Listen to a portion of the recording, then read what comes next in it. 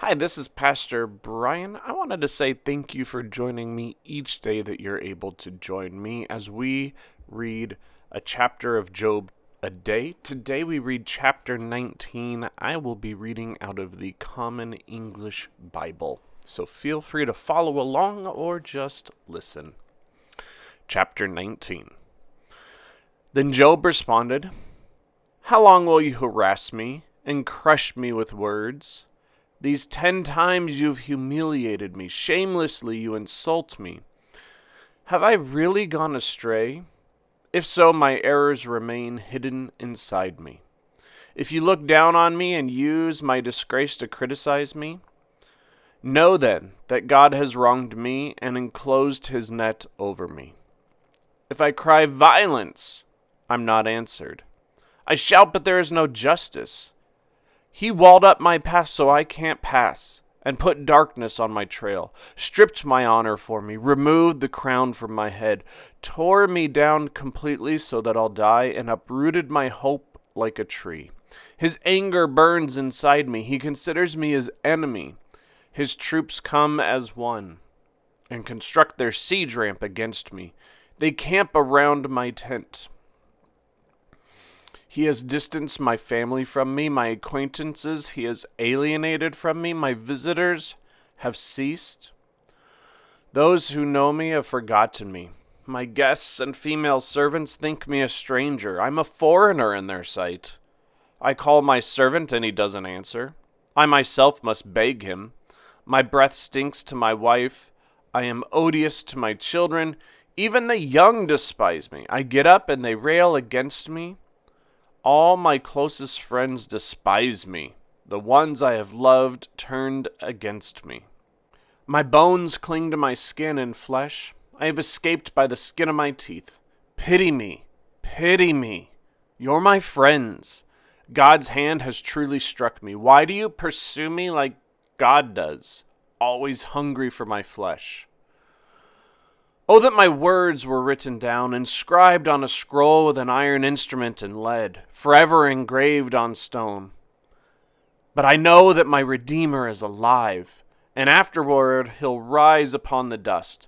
After my skin has been torn apart this way, then from my flesh I'll see God, whom I'll see myself. My eyes see and not a stranger. I am utterly dejected.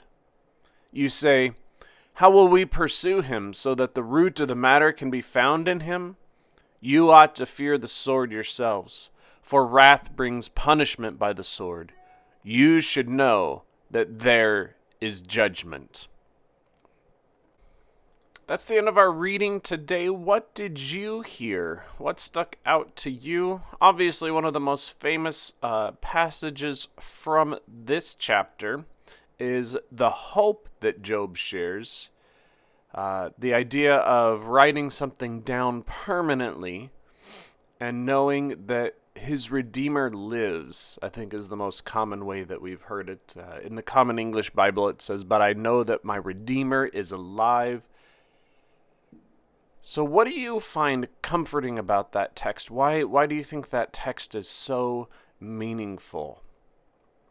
And why do you think in the midst of all of this complaint against his friends, his complaint of God's judgment against him and being isolated from his friends and his family and his servants and his slaves, why do you think he then shouts this moment of hope, this moment of joy and of knowing that no matter what, God is there and God loves him?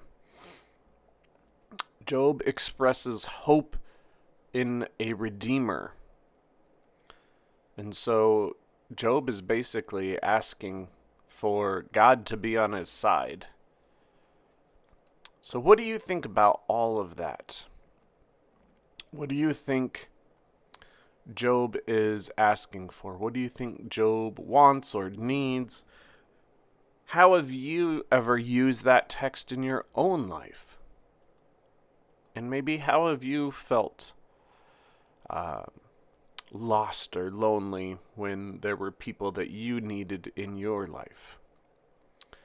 So think about those things, ponder them, write down your own thoughts and ideas, share them with a friend, share them with us on social media. We hope that you are well. Take care of yourselves, stay safe. God bless you all. And I hope you can join us tomorrow for chapter 20.